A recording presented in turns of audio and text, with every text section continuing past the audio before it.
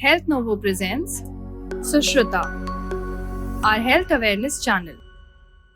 Now we're going to understand about the role of obesity and diabetes. Diabetes is a big, vast term. Lot of people wouldn't know what is diabetes also. Most of us we know diabetes means high level of sugars. It comes with the age. You have to start with the treatment, end with insulin, and end with your life. So once a diabetic, always a diabetic. But that's a myth. No, it's not. Let's understand what is diabetes. What we eat and drink goes to our stomach. From there it is absorbed in the blood vessels. The bloodstream will have high level of sugars.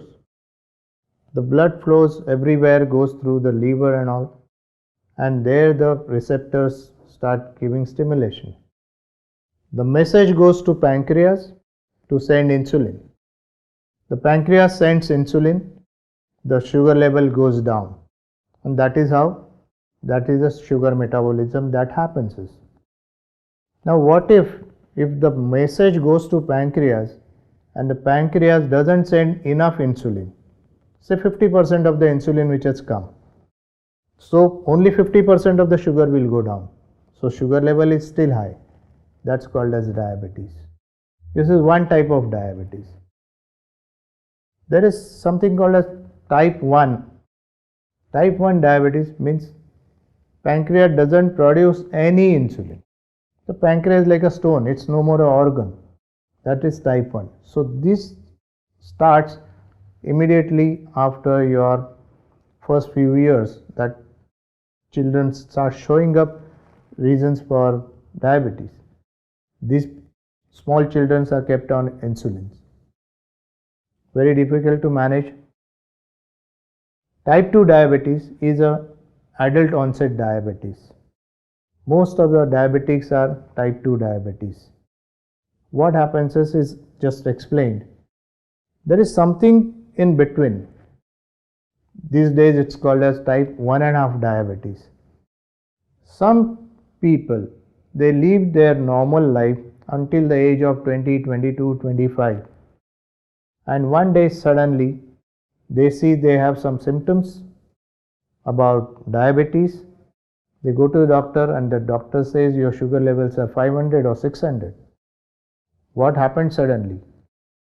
Suddenly they have started showing insulin dependent diabetes.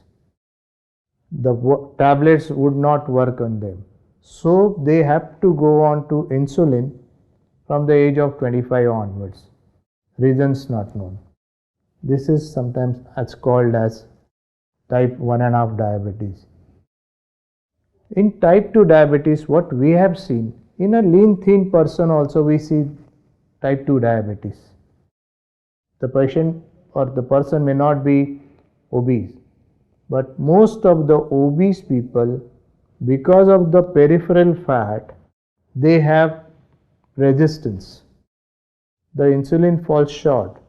Though the pancreas makes insulin, but it is not serving 100%, and that is the reason they are diabetics.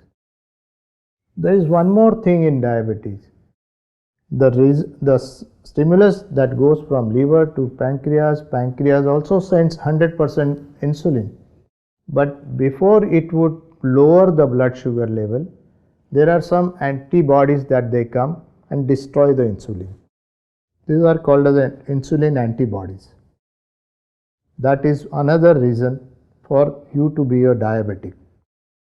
Now, having learned there are so many reasons behind anybody's diabetes, then we plan action for those patients.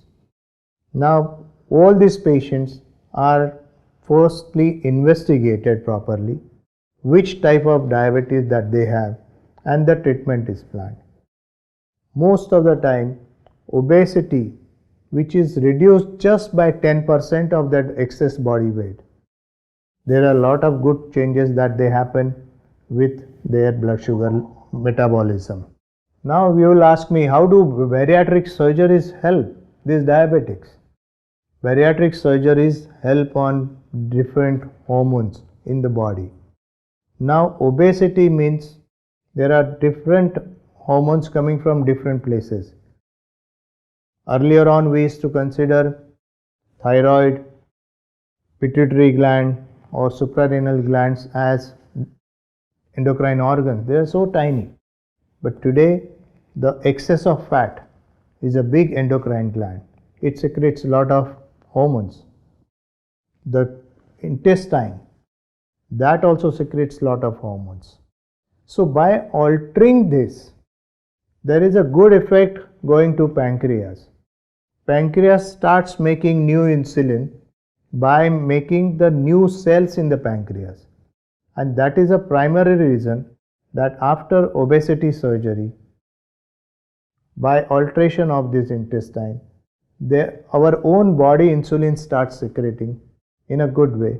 So all the drugs required otherwise, they are reduced.